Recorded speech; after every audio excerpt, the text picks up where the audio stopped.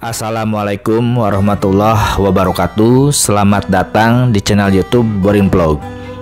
Di kesempatan ini saya akan mengulas mengenai kisah legenda asal-usul Gunung Wayang dan juga terkait dengan Gunung Windu yang ada di Pangalengan, Kabupaten Bandung, dan juga terkait dengan misteri, mitos, serta berbagai kisah mistis yang ada di Gunung Wayang dan juga Gunung Windu. Bagaimana kisahnya? Silakan disimak berikut ini. Gunung Wayang merupakan gunung berapi kembar yang terdiri dari Gunung Wayang dan juga Gunung Windu. Terletak di sebelah timur kota Pangalengan yang ada di Kabupaten Bandung, Provinsi Jawa Barat. Kata wayang dalam Gunung Wayang yang berada di selatan Bandung itu ternyata bukan berasal dari kata wayang atau wayang golek seperti yang kita kenal saat ini. Wayang di sini berarti dari kata wa.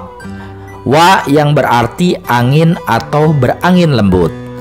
Dan yang atau hyang artinya dewa atau Tuhan. Jadi, kata wayang yang menjadi nama gunung ini berarti angin sorgawi atau angin dewata yang sangat lembut, yang mencirikan gambaran keindah permaian alam yang abadi. Gunung Wayang sudah dikenal sangat lama, sejak manusia leluhur Bandung memuja Tuhannya di kesunyian alam yang permai. Di salah satu puncak Gunung Wayang terdapat beberapa arca dari batu cadas yang pengerjaannya masih sangat kasar, dan terdapat pula 40 arca lainnya. Dalam salah satu kuburan di sana terdapat pecahan-pecahan tembikar, kapak batu, dan juga tembikar lainnya. Terkait dengan Gunung Wayang pada masa lampau, ada sebuah kisah legenda. Legenda yang juga terkait dengan posisi Gunung Wayang yang juga menjadi hulu Sungai Citarum. Dikisahkan pada zaman dahulu kala, tersebutlah seorang keturunan ratu yang bernama Pangeran Jagalawang. Dalam kehidupannya, ia sering bersemedi di puncak Gunung Wayang yang saat itu sangat sunyi. Sang pangeran mempunyai seorang putri cantik tiada tandingnya. Putri Langkah Ratnaningrum adalah nama dari putri Jagalawang tersebut. Ia sudah mempunyai calon suami, yaitu pemuda keturunan Galuh.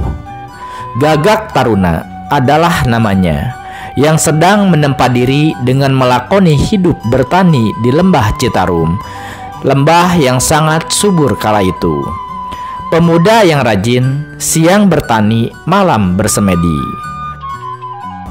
Suatu waktu, tanaman padi tampak subur dan hasilnya pasti akan jauh lebih banyak dari panen musim sebelumnya. Maka kemudian disepakati untuk segera menikah dengan putri pujaan hatinya. Seperti biasa, ia sering bersemedi di makam Nyi Kantri Manik di Hulu Citarum. Malam itu, terlihat datang gadis cantik yang tiada taranya. Gagak Taruna pun kaget. Diam-diam, ia jatuh hati kepada gadis tersebut. Namun, si cantik segera menghilang di mata air. Sadar itu sekedar godaan. Maka, Gagak Taruna pun segera pulang. Namun, pikiran dan hatinya masih terus terpaut kepada si gadis cantik di Hulu Citarum. Seiring waktu, tanaman padi sudah menguning, tapi belum juga dipanen. Rupanya, Gagak Taruna sedang kasmaran kepada bayangan si cantik. Semua merasa aneh karena sang pangeran terlalu sering bersemedi di Hulu Citarum begitu maghrib menjelang. Bukan tiada yang mengingatkan, namun pemuda itu sudah kepincut senyum yang sangat memikat. Sang pangeran Gagak Taruna selalu diingatkan agar segera mempersiapkan diri karena waktu pernikahan sudah semakin dekat. Padi yang sudah lama matang akhirnya dipanen. Persiapan menikah besar-besaran sudah dipenuhi. Ketika waktunya tiba, iring-iringan seserahan bergerak menuju puncak Gunung Wayang, tempat calon mertuanya berada. Setelah calon pengantin pria dirias, ia memohon diri untuk melakukan nadran ke Hulu Citarum. Sesampainya di sana, ia menyuruh pengiringnya mundur dan segera maju ke puncak Gunung Wayang, karena ia akan segera menyusul. Setelah kembang rampe, melati, dan campaka ditebar, di seberang terlihat Nyi Kandri Manik tersenyum memikat. Dengan sigap, Gagak Taruna pun berdiri, berjalan menuju ke tempat senyuman yang terus mengembang. Gagak Taruna terus berjalan di dalam air menuju bayangan hingga akhirnya tenggelam. Di tempat yang lain, yaitu di tempat calon pengantin wanita, semua gelisah menunggu kemana Gagak Taruna. Akhirnya, setelah dicari, rombongan yang menyusulnya mendapatkan sang pangeran kini sudah mengambang. Pangeran Jagalawang sangat prihatin. Ia melampiaskan rasa dukanya itu dengan mengobrak-abrik apapun yang ada di dapur. Hawu atau tungku dilemparkan dan perabot dapur dibanting. Makanan yang dimasak dilemparkan sampai habis. Maka terbentuklah kawah Gunung Wayang. Air yang mendidih dengan lalab-lalabannya dilemparkan membentuk kawah Cibolang yang ada di Gunung Windu.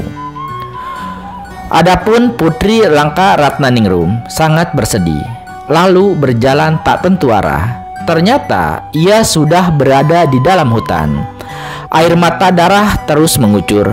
Itulah yang kemudian membentuk air terjun Ciberem di Gunung Bedil.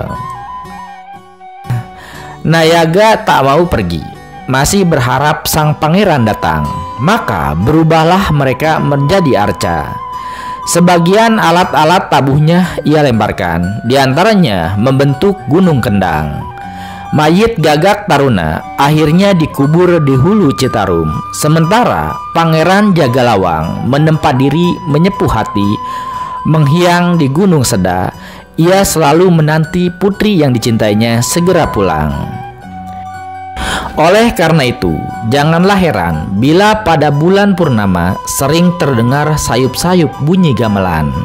Itulah prosesi penyambutan pengantin pria. Bila terlihat asap Gunung Wayang mengepul berlapis-lapis, itu artinya keluarga pengantin perempuan sedang sibuk memasak. Seiring berjalannya waktu, kini Gunung Wayang Windu sudah dimanfaatkan energi panas buminya, sehingga dapat menambal pasokan energi untuk Pulau Jawa dan Bali. Panas bumi di sini akan panjang umurnya jika pasokan air yang meresap ke dalam bumi terjaga. Sebaliknya, bila keadaan hutan di tangkapan hujan yang memasok air terus berkurang, maka dapat dipastikan umurnya akan berkurang. Dari Gunung Wayang inilah awal mula air Citarum berasal. Air yang bersih, suci seperti nama mata airnya, yaitu mata air Cisanti.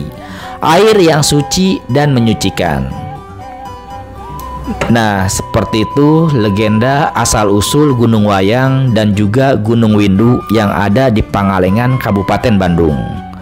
Benar dan tidaknya ini hanyalah kisah legenda berdasarkan cerita rakyat yang berkembang di masyarakat sejak dulu. Terima kasih sudah menyimak kisah legenda Gunung Wayang dan Gunung Windu ini di channel YouTube Borin Vlog. Di channel ini Anda juga bisa menyimak kisah legenda asal-usul berbagai gunung lainnya, baik yang ada di tanah Jawa maupun berbagai wilayah Indonesia. Terima kasih atas perhatiannya. Sampai jumpa di cerita lainnya. Assalamualaikum warahmatullahi wabarakatuh.